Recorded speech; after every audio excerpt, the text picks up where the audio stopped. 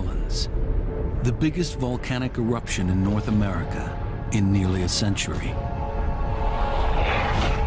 Virtually all life for 200 square miles is wiped out.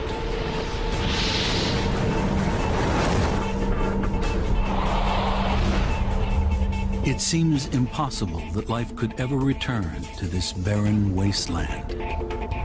We found that a lot of our conventional wisdom was just flat wrong. In recent years, there are ominous signs. The volcano is awakening. These things were like skyscrapers that were being shoved out of the ground. They were literally that big. A 30-year quest to understand one of the most complicated volcanoes in the world is revealing new mysteries deep inside the mountain. We don't know whether it's going to erupt explosively again in 2 years, or in 20 years, or in 200 years. Is Mount St. Helens preparing to erupt again? Right now on Nova. Mount St. Helens, back from the dead.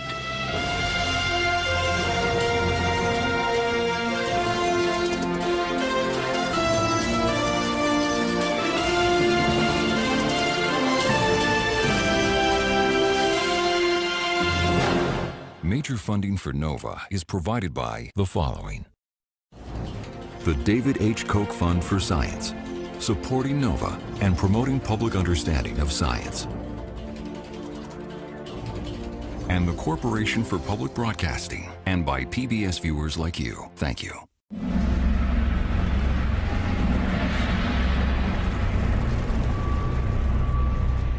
October 2004. Mount St. Helens comes back to life.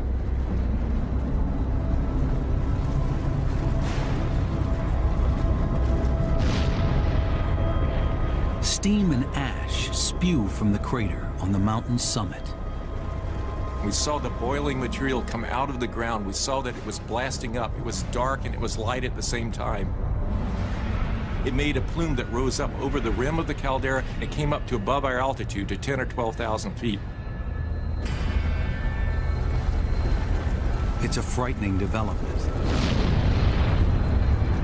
For years, Mount St. Helens has been quiet. The volcano went from quiet to unrest to eruption very, very rapidly. It could be headed for a massive explosion.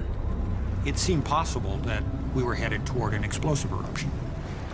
We didn't know. That was a key question. The effort to understand what is happening inside the mountain couldn't be more urgent.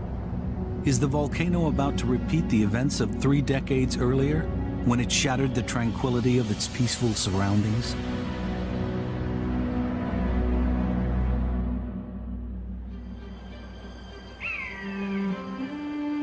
Spring, 1980.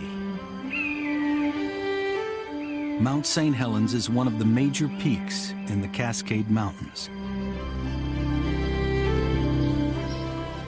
It's an area of outstanding beauty, rich in wildlife. For over 120 years, the volcano has been quiet. But in recent weeks, it's been rumbling. Nobody is sure what to expect. Then, on May 18, 1980, a 5.1 magnitude earthquake rocks the mountain.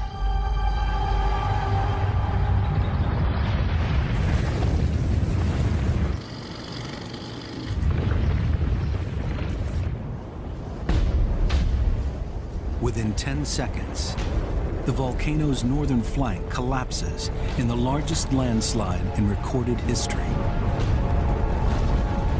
It releases millions of tons of magma in a colossal explosion.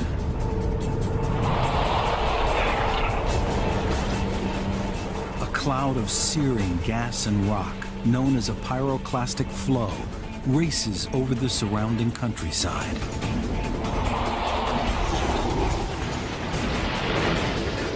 Forests are flattened.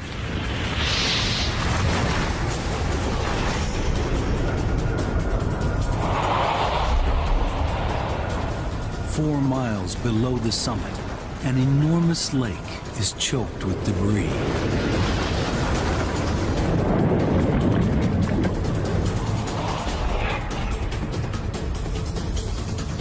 The eruption continues to shoot poisonous steam and ash miles into the air.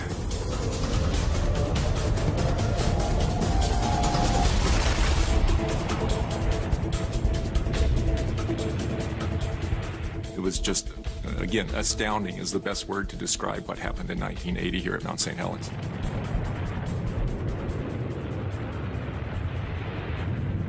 The northern slope of the mountain is buried in several feet of ash.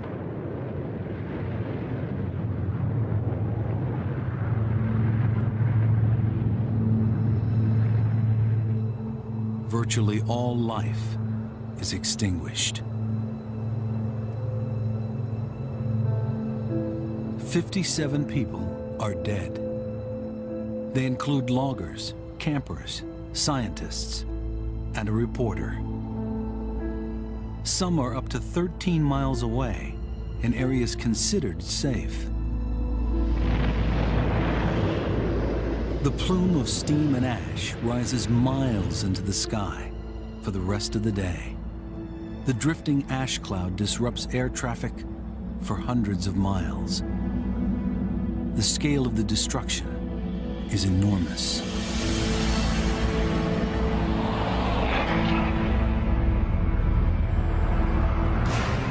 Across more than 200 square miles, the surge of ash and rock incinerates trees.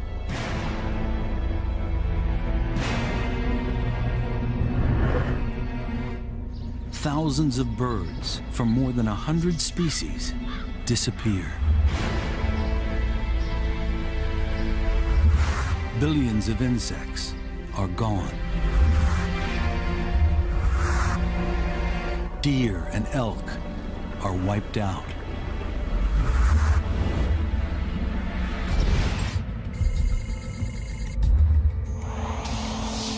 This vast area of devastation becomes known as the blast or blowdown zone. Nearer the crater, ash and rocks from the landslide litter the northern slope of the mountain.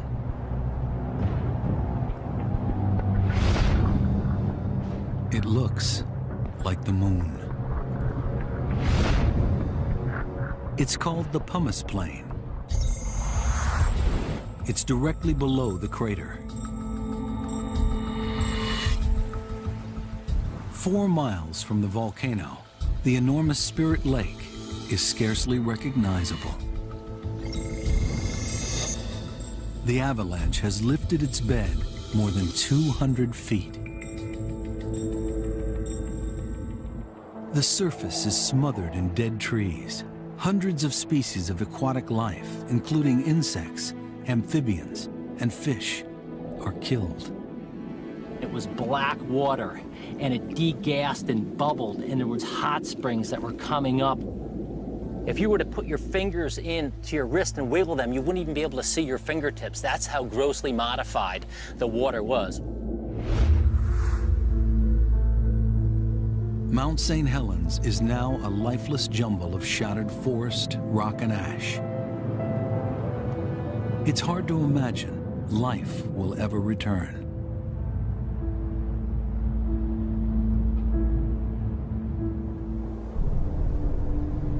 The eruption was so powerful, it altered the shape of the mountain.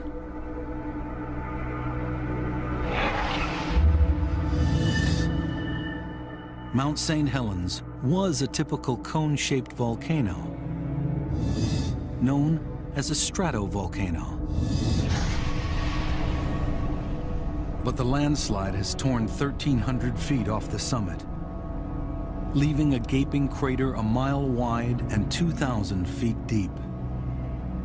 It's the largest volcanic eruption in North America in nearly a century.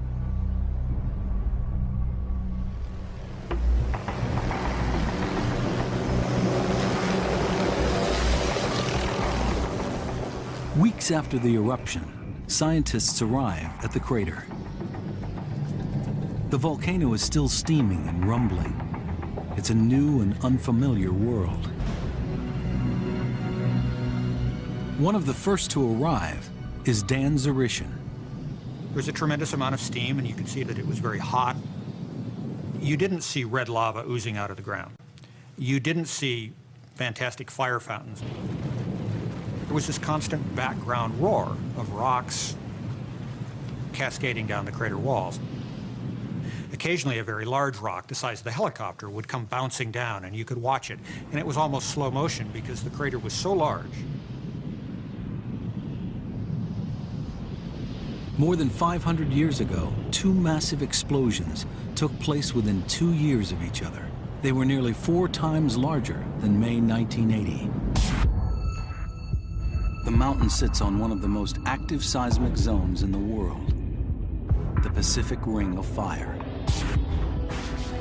A vast arc of volcanoes running for thousands of miles. It's home to some of the biggest and most dangerous volcanoes active today.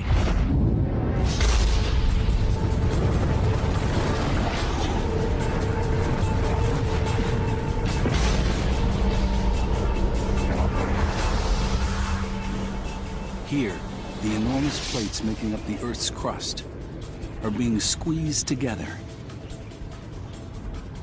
Along the coast, the plate below the Pacific is sliding under the North American plate. 60 miles down, pressure and friction melt the rock.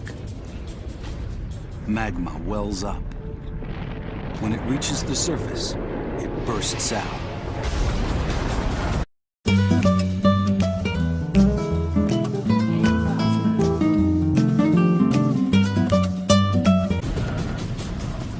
But there are still many unanswered questions. Scientists' understanding of what triggers an eruption this massive is incomplete. And given the scale of destruction, they need to find a way to predict when it might happen again before it's too late. Mount St. Helens is about to become one of the most intensely studied volcanoes in the world.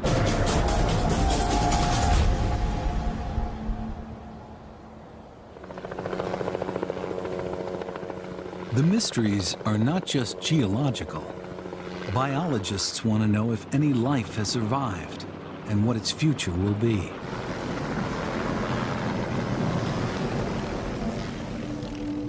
Charlie Crisafulli, one of the leading experts on the mountain's ecology, arrived soon after the eruption.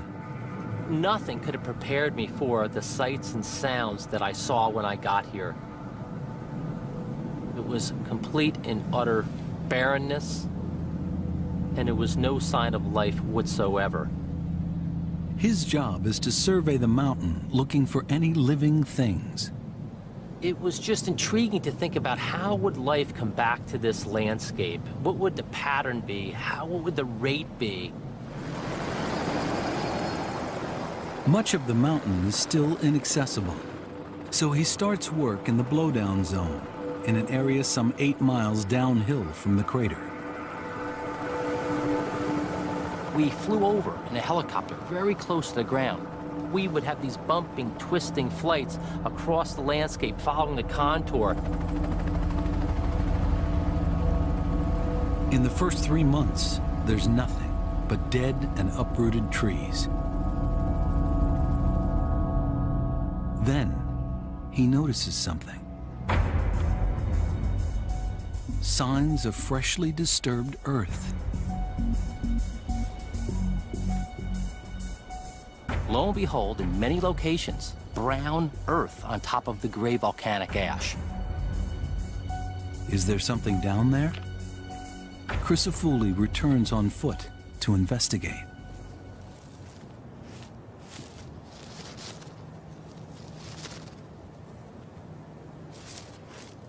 There, emerging from the ash, is a tiny burrowing animal. It's a northern pocket gopher. It was very thrilling. How can it possibly have survived when nothing else has? This tiny animal lives entirely beneath the ground, and so when the blast occurred, it would have been safely protected beneath a mantle of soil and may very well have survived in many locations. Over the following months, he finds more gophers. It appears that life is returning to the mountain just 3 months after the eruption.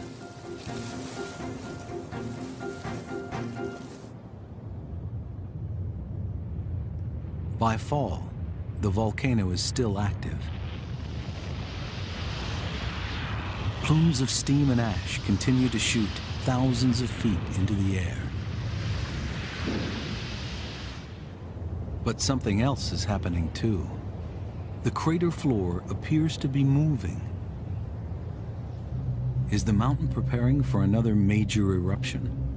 We would sometimes notice a crack that hadn't been there the day before. And by the end of the day, the crack was larger. And you realize that the ground was moving beneath your feet. It's an unsettling experience to stand on the floor of a volcano that's visibly moving. If you stood and looked very, very, very carefully with a reference point in the background, sometimes you could see it move, but just barely.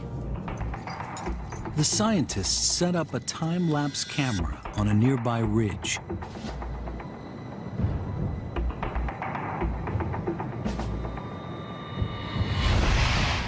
Over several days, the pictures show a dome rising in the middle of the crater floor. The volcano is oozing a sticky gray lava, cooling as it reaches the surface.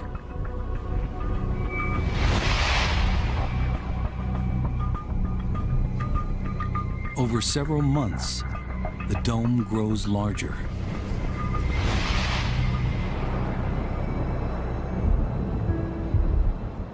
The geologists are puzzled. What is going on inside the mountain? Is Mount St. Helens simply rebuilding its summit, or is it about to blow up? We didn't know what might come next, whether the lava might continue to grow for many years, or even decades or centuries. And we didn't know if there might be explosive eruptions in store. Then, winter closes in, restricting access to the mountain. The scientists' work is limited. Answers will have to wait until spring.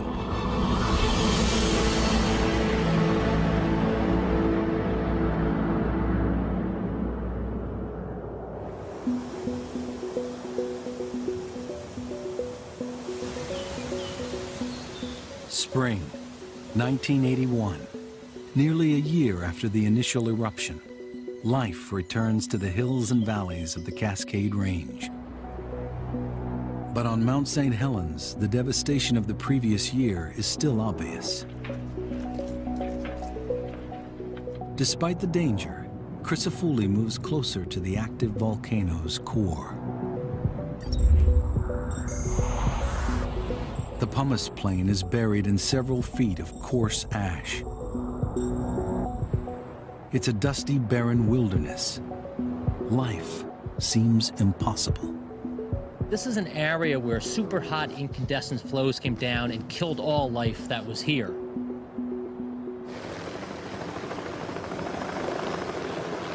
Helicopter is the only way in. We were flying back and forth very low, just above the ground surface, looking for any form of life. He crisscrosses the area, but there's nothing to see. Then suddenly, amidst the acres of barren rock, there's an unexpected flash of color. So we set the helicopter down and we walked up.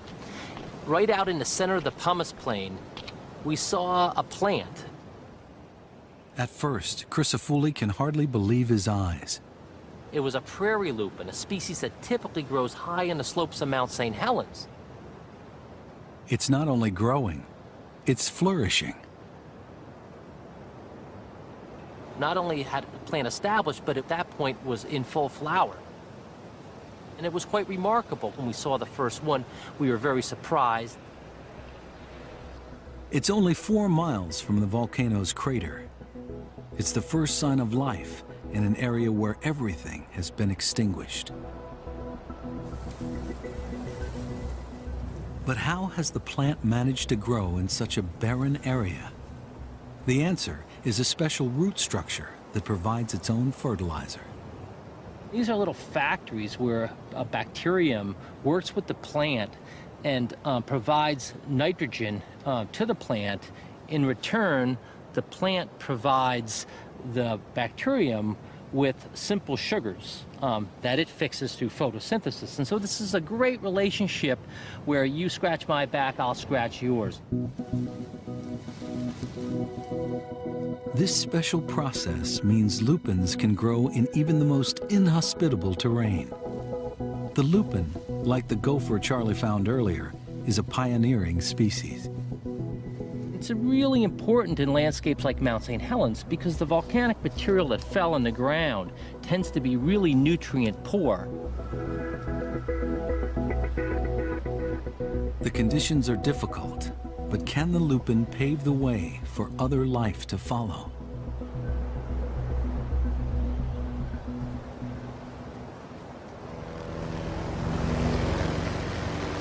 In the spring, geologists also return to the mountain. During the winter months, lava has continued to ooze out of the crater floor. The lava dome has grown several hundred feet taller and doubled in diameter. It's still a hazardous place. When I stepped out of the helicopter in 1981 on the crater floor, steam was actively rising off the growing lava dome.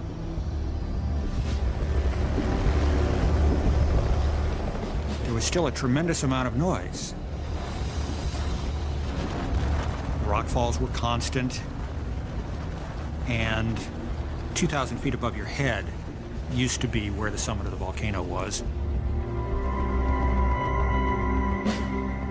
You were now standing in a crater with a lava dome that had not been there a few months previously or a year previously. It was actively steaming. That was a very, very exciting thought. It's a rare opportunity to watch the process of dome building unfold in front of their eyes. The geologists set up instruments to monitor what's going on, including seismometers that can detect tremors set off by lava as it forces its way through the rocks. They place a series of these as close to the lava dome as possible.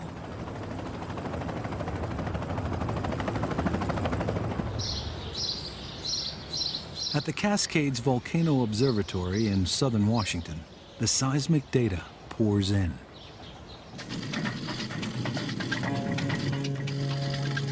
A seismic record like this records any vibration of the ground. So we can see real rock-breaking earthquakes, we can see rock falls.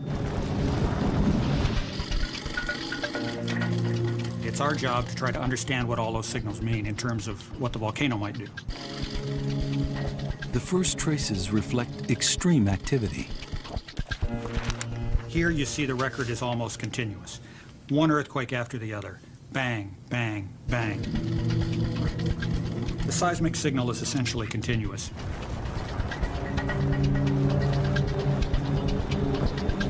The lava is breaking through rocks and flowing across the crater floor. Then, the seismic record reveals a cyclical pattern.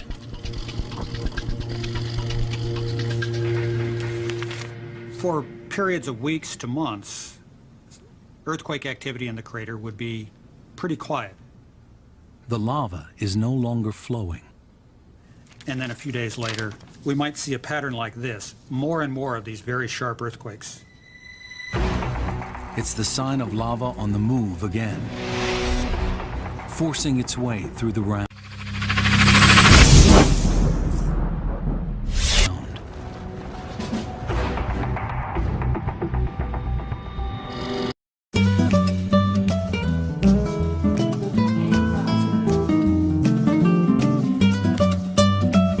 make it onto the surface maybe in just a couple of days, and we're seeing a continuous record of ground shaking, both earthquakes and rockfalls.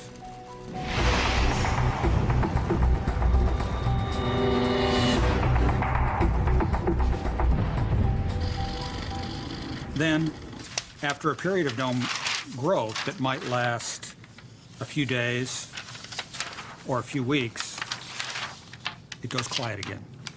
That episode has ended, and the pattern begins itself over. This cycle of dome building continues for the next 5 years. The pattern is so regular that when the cycle begins, the scientists can accurately predict what the volcano will do next. When the first rock-breaking earthquakes occur, they know it's only a matter of days or weeks before the lava starts to flow again. At one point, the dome reaches nearly 1,000 feet, almost as high as the Empire State Building. Then, in late 1986, the seismographs go quiet.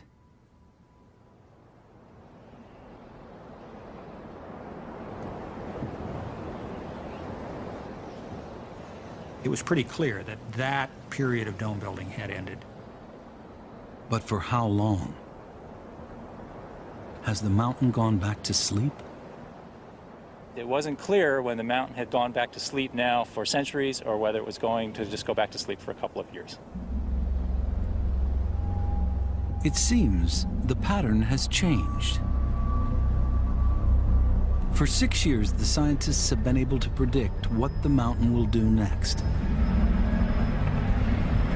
Now, they are back to guessing if and when it will erupt again.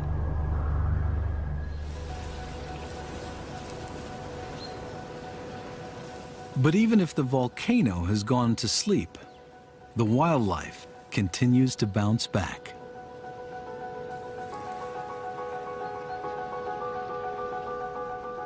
More and more gophers are spreading across the blowdown zone.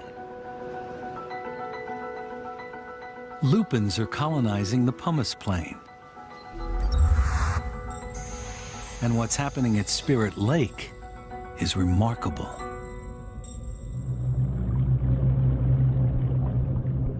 The May 1980 eruption obliterated all visible life in the lake. The surface was smothered in a blanket of debris. In the murky water, there was an explosion of bacteria. There were a couple of species of pneumonia that were described, and also the disease, the bacteria that causes Legionnaire's disease, Legionella. And so many of us working in the lakes in the early days came down with a fever. The bacteria rapidly consumed the oxygen, making life impossible for any air-breathing organisms, including fish, amphibians, and insects.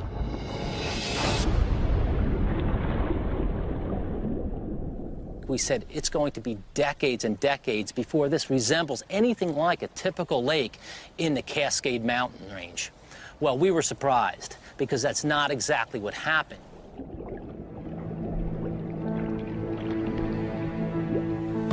Scientists begin routine water sampling.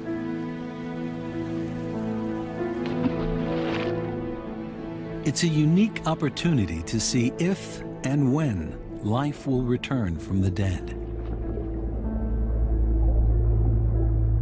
At first, there's nothing. But as the debris settles, the water clears. Light levels improve. Then, 3 years after the eruption, there's a crucial discovery. Microscopic plants. They're phytoplankton, plants that turn sunlight into oxygen. They've been brought in by birds or blown in by the wind.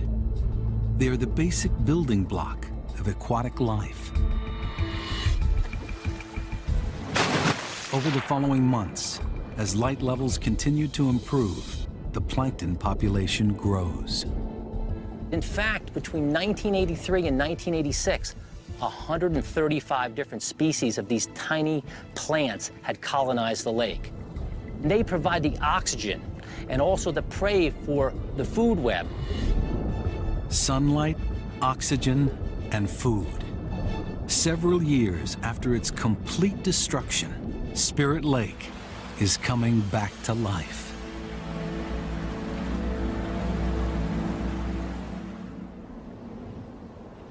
Four miles away, the volcano remains quiet. The lava dome has stopped growing. Many geologists think the show is over, at least in their lifetime. We had the feeling that we had probably seen our last eruption at Mount St. Helens. We knew there was a chance it would erupt again, but none of us were betting on it. As the mountain sleeps, wildlife bounces back. Even in the most unexpected places. In one of the most devastated areas of the mountain, the Pumice Plain, a gopher is seen. It's surviving by eating lupin.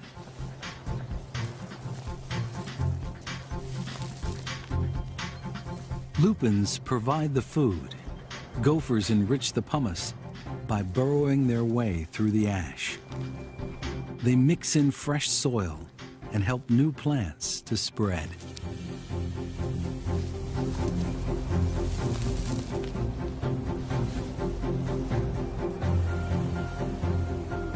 When you walked around the landscape, it was those islands created by gopher-turned soils that were very green and full of flower and seeds.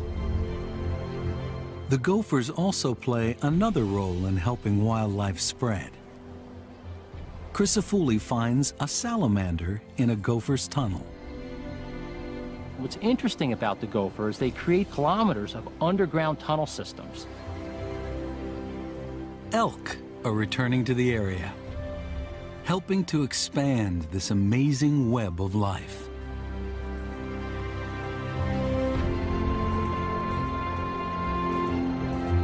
When elk move across the landscape, they collapse the tunnels, creating entranceways that salamanders and other amphibians can get access to. Once they get beneath the ground, these are very cool and moist sites that enable them to survive in an otherwise inhospitable area. And the importance of that is allows them to use these underground burrows as stepping stones during hot, dry weather, and eventually to colonize new patches of terrestrial habitat as well as ponds and lakes.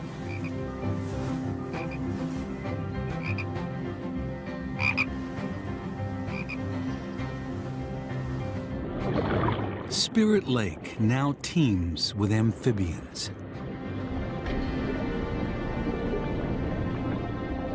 Fish brought to the lake by fishermen are thriving, a clear indication that the water quality is returning to normal. What's happened with the fish was actually remarkable. While we don't have a good handle on the total number of fish, we know from our snorkeling and surveys that the population is enormous.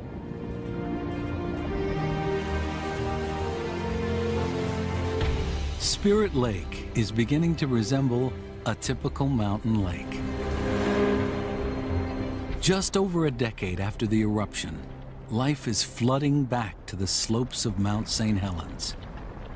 The rate of recovery is far faster than anybody had expected. Clearly, our understanding of the ability of these organisms to disperse was greatly underappreciated. We found that a lot of our conventional wisdom was just flat wrong.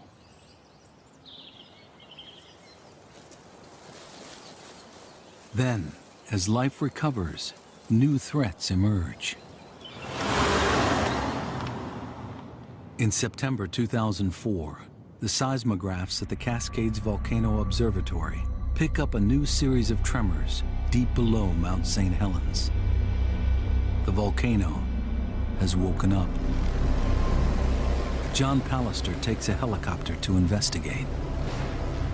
You could see the absolute beginning of the eruption. It was unusual, really unusual, to just happen to be there in a helicopter, the crater rim on the upwind side, so the plume was going away from us. Pallister has no idea how big this eruption will be. We saw the boiling material come out of the ground. We saw that it was blasting up.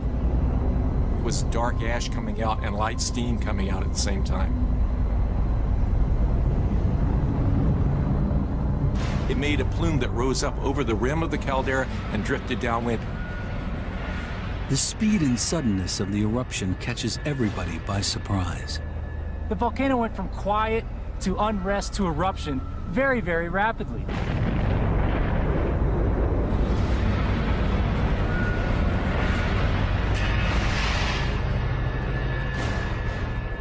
During the next 2 weeks, there are 3 more eruptions of steam and ash. No one knows what will happen next. It seemed possible that we were headed toward an explosive eruption. We didn't know. That was a key question. Then, after 14 days, the seismographs quiet down. Almost as quickly as it started, the eruption stops.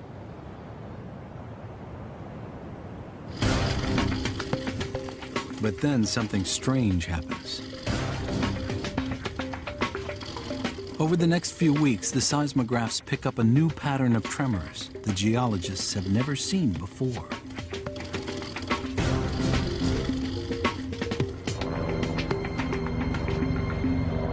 Could they be linked to a gigantic lump of lava growing out of the crater floor? It was a huge, kind of recumbent spine, this big mass lying in the crater floor, some 300 meters or so high. The spine of lava is as long as the Eiffel Tower. Everybody was just awestruck. To have this large spine just shoving up out of the ground was completely different and outside the experience of any of us here in the staff. Despite the risk, John Pallister goes in to take samples. We landed right next to it. And I was able to get out, helicopter helmet on, rapidly run up to the edge of the spine. It's an unbelievable sight. Had someone suggested to me that we make a movie of a lava dome growing that way, I think I would have said it's a little too fantastic. Let's make it more realistic.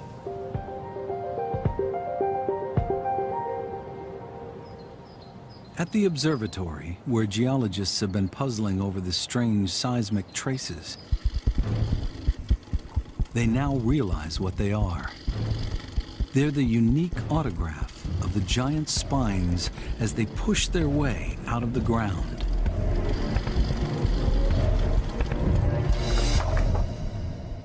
This is the seismic signature of solid blocks of rock grinding their way through the volcano, coming out onto the surface.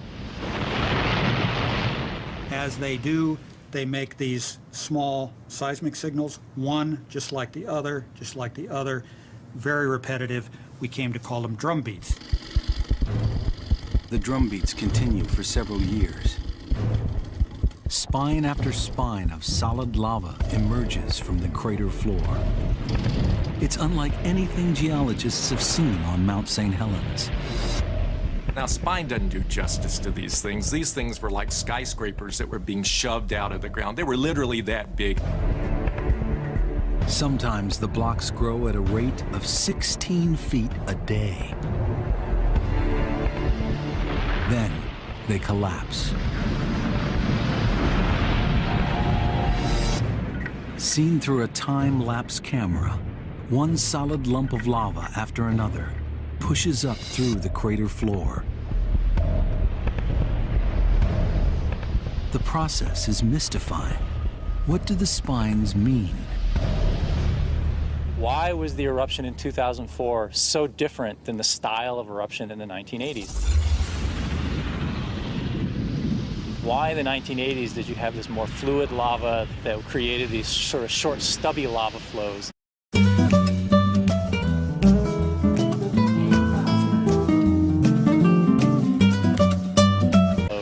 That came out and built the lava dome.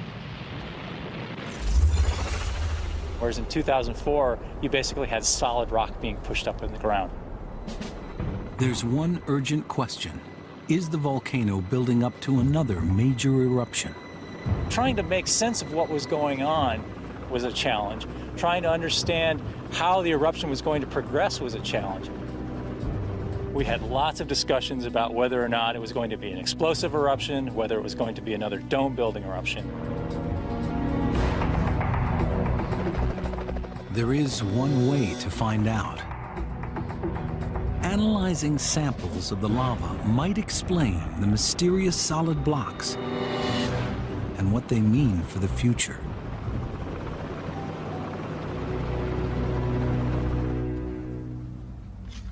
At the Volcano Observatory, John Pallister compares lava from the spines with samples taken from previous eruptions.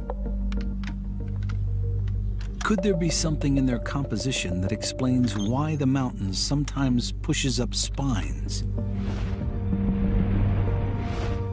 sometimes oozes lava, and sometimes explodes?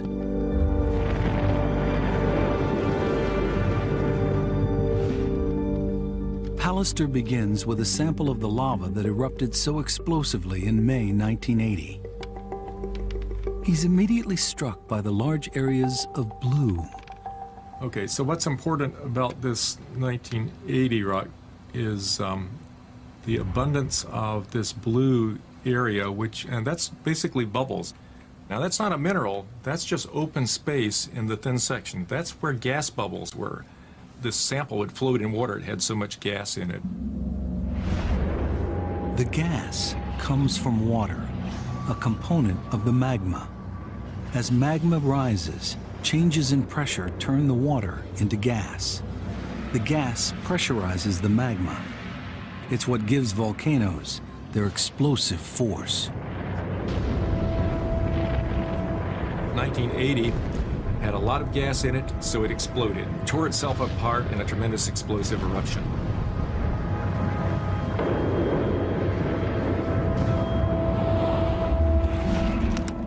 But when he looks at lava taken from the 1983 period of dome building, it's different. There is much less of this open space, of the gas filling space in the rock. The 1983 lava behaves like a bottle of soda going flat. Finally, he looks at a sample of lava from one of the spines in 2005. I don't see any blue space, any of that. Oh, there's just a little bit, but dominantly it is lacking in space. It's a gas-poor magma, except, in fact, almost none. There's just enough gas to push it to the surface. But by the time it gets there, there's nothing left. So this one came up slow, and it made sticky, solidified spines instead of making either lava flows or an explosive eruption. It's a crucial insight. The amount of gas determines the nature of the lava and the force of the eruption. It all comes down to the gas budget for the eruption. Is it going to fizzle, or is it going to explode? Suddenly, the mountain's behavior makes sense. The spines are a sign the magma under Mount St. Helens is running low on gas. Then, in 2007, as if to confirm this new insight, the familiar drumbeat seismic traces vanish completely. No more spines appear. The lava below the mountain has finally run out of gas.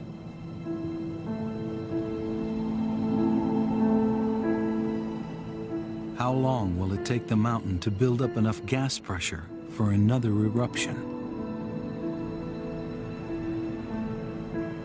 I think that's the most important question we have to answer. How long does it take to build up the gas necessary to drive an explosive eruption? That's now the question they need to answer.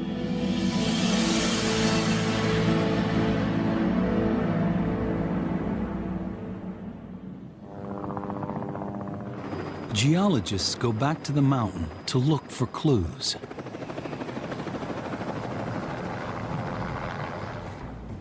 The eruption in 1980 took the top off Mount St. Helens, leaving its history exposed in the rock walls of the crater.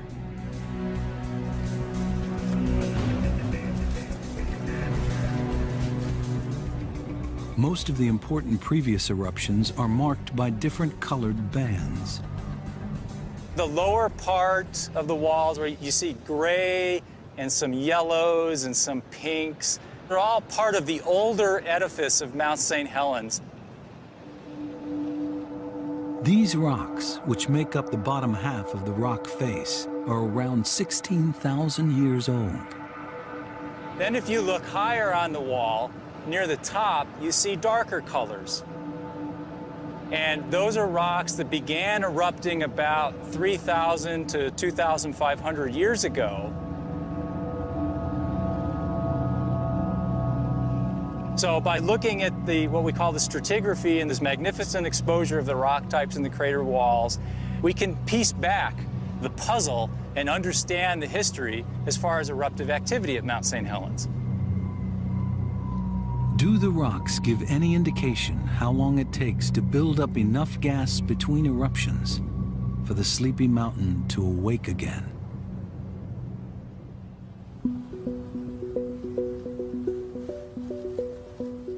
John Pallister sorts and categorizes rocks from earlier eruptions. He checks notes and photos to try and determine how often the mountain has erupted violently. Drawing on previous records, he builds up a picture of Mount St. Helens past. For much of the last 4,000 years, there seems to be a fairly clear pattern. If we look at the number of big eruptions over the length of time the volcano's been active, you might say that there's one roughly every 1,000 years, a big eruption. So from our context here, we could say that it takes on the order of 1,000 years to build up enough gas to get a really large eruption. The record suggests some of these eruptions have been huge. More than 10 times larger than 1980. Potentially enveloping vast areas of Washington and Oregon. But that would imply that the next really big one isn't due for about another century. Except for one little detail around 500 years ago. In 1479 AD and 1482, there were two very large eruptions.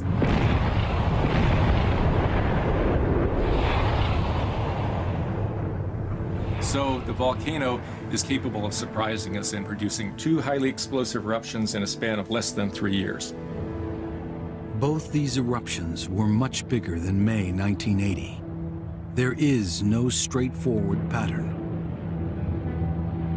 Mount St. Helens can pause for 1,000 years between big explosive eruptions, or it can pause for 3. These results have left geologists with one certainty and a number of questions. First of all, we expect this volcano to erupt again. Has repeatedly in the past. There's no reason to think it's going to sleep in forever now. There will be another eruption. But nobody can determine when or just how big it will be. We don't know whether it's going to erupt explosively again in 2 years, or in 20 years, or in 200 years. That's an area that needs a lot more work, a lot more research to understand, and it is of fundamental importance to being able to forecast and to save lives and to save property.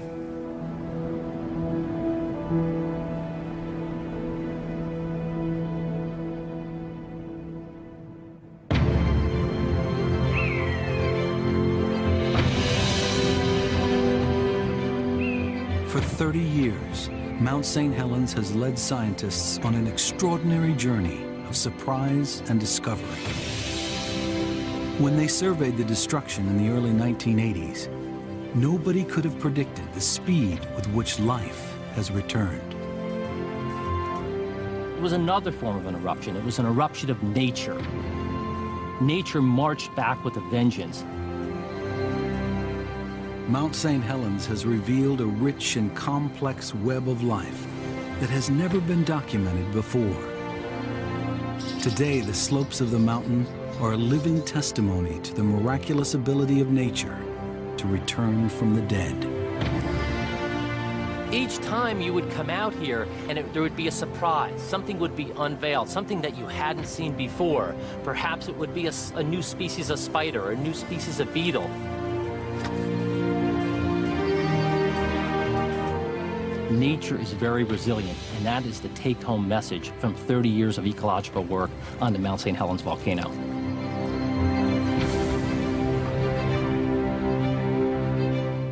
But as nature bounces back, the mountain still broods overhead. It's like a ticking time bomb waiting to destroy life all over again. Based on the history of this volcano, we know it's been extremely active, and it's not a matter of whether if it will erupt again, it's a matter of when it will erupt again. When will it reactivate? When will it reawaken? These are questions scientists are still wrestling with. We have yet to find a silver bullet, a magic thing that we can measure that tells us when the volcano is going to turn on. Mount St. Helens will erupt again. The only questions are when and how big that eruption will be.